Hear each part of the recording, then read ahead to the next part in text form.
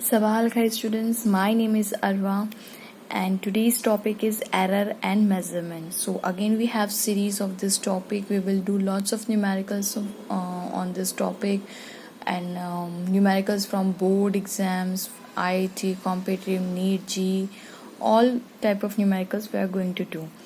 So let's start the video. My channel name is Arwa and Physics. So students, why we are learning this error and measurement? Sometimes what happens, maybe sometimes there's a instrumental error which arise from the error due to imperfect design of the manufacturer or calibration of the measuring instrument. For example, an ordinary meter scale may be worn off at one end.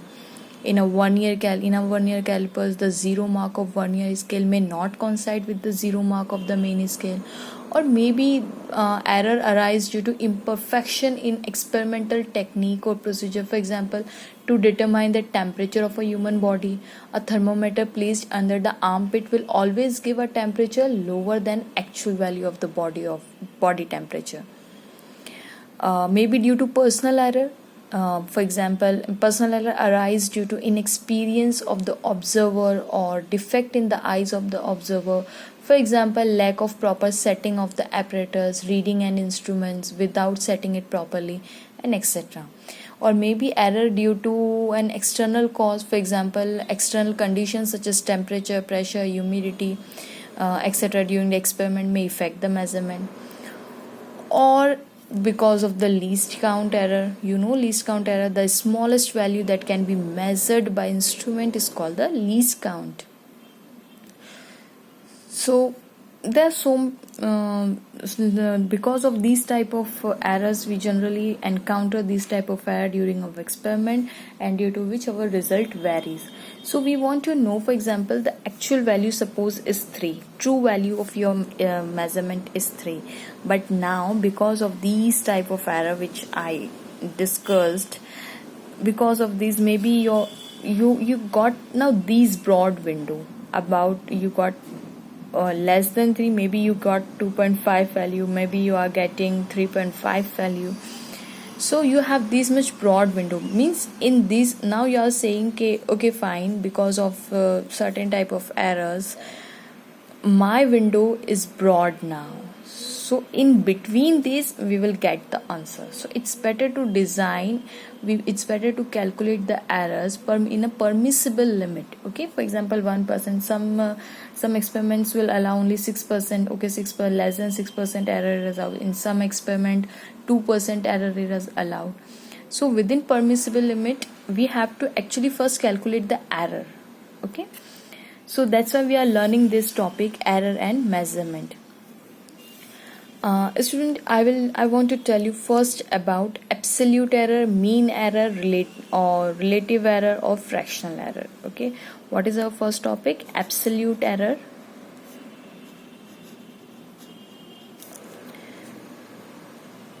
Absolute error, mean absolute error, and then we will calculate its mean absolute error, mean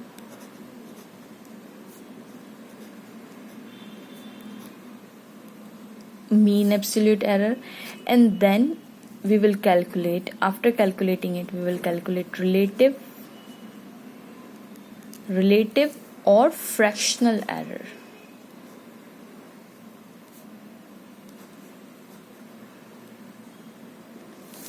Okay, so by this terminology you means mean means absolute error, and then mean, and then relative. We will study term by term, so don't worry and have patience. You will, at the end you will get everything.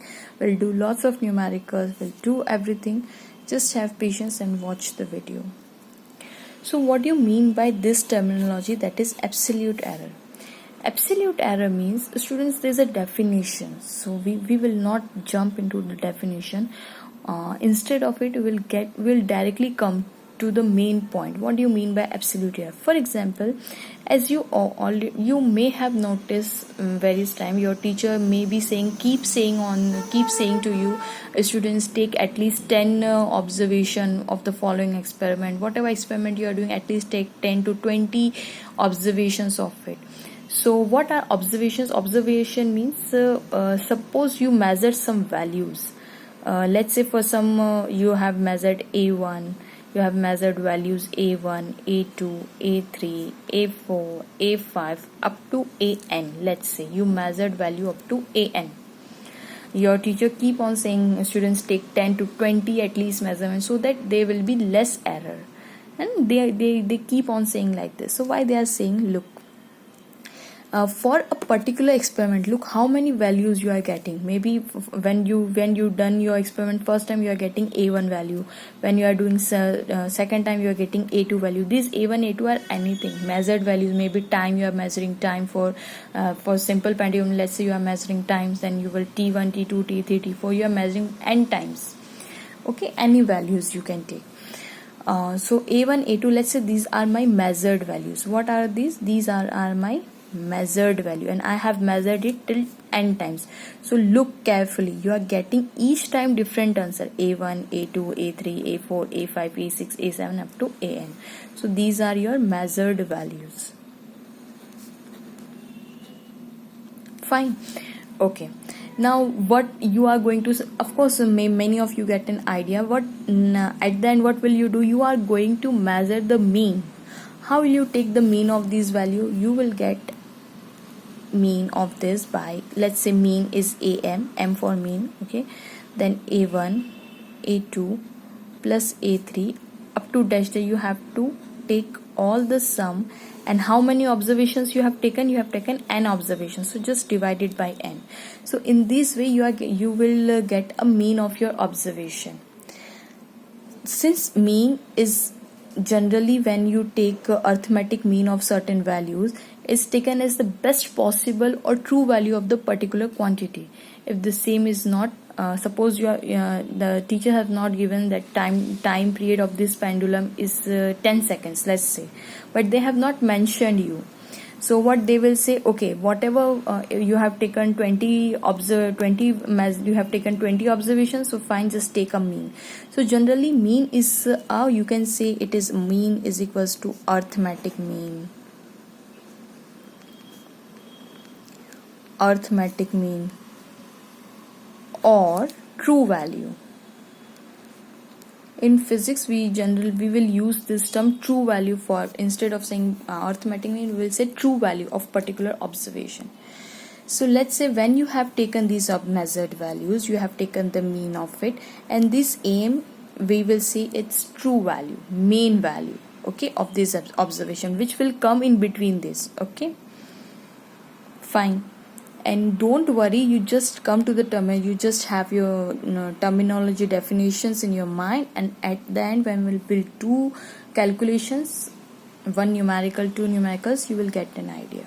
Okay, now students, look, am will be somewhere in between this. Fine, but how much is your first value differed from your true value or mean value? Fine. So this will be your error. This is your error. Your main value should be this, but as you know, you are getting various values for a particular quantity. For example, time, you are measuring time, so t1 t2 t3 t4 t5 t6, and so you are taken n times of observation, but tm is particular value in between this. So what you have done, this a1, let's draw one table. I'll draw one table for you.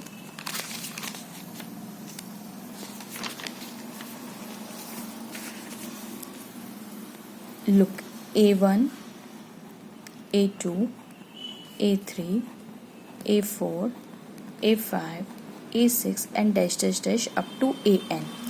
These are these are your observed measured values, right? And am will be somewhere in between. Am will be your measured value, sorry, true value. These are your measured values,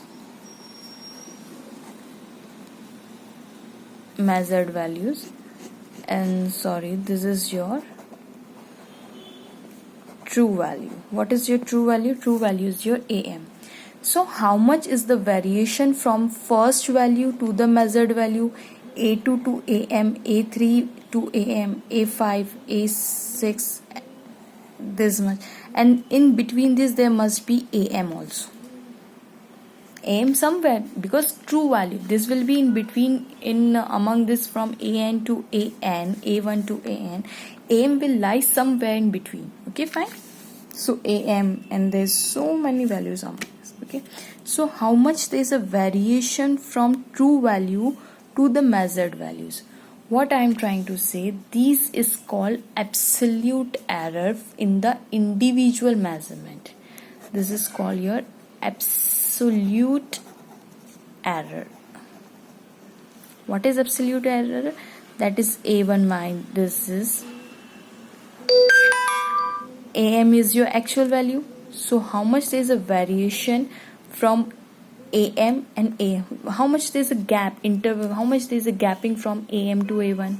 From AM minus A2, AM minus A3, AM minus A4, AM minus A5, AM minus A6, AM minus AM, let's say we have AM also, and so many values, and AM minus AN. Fine.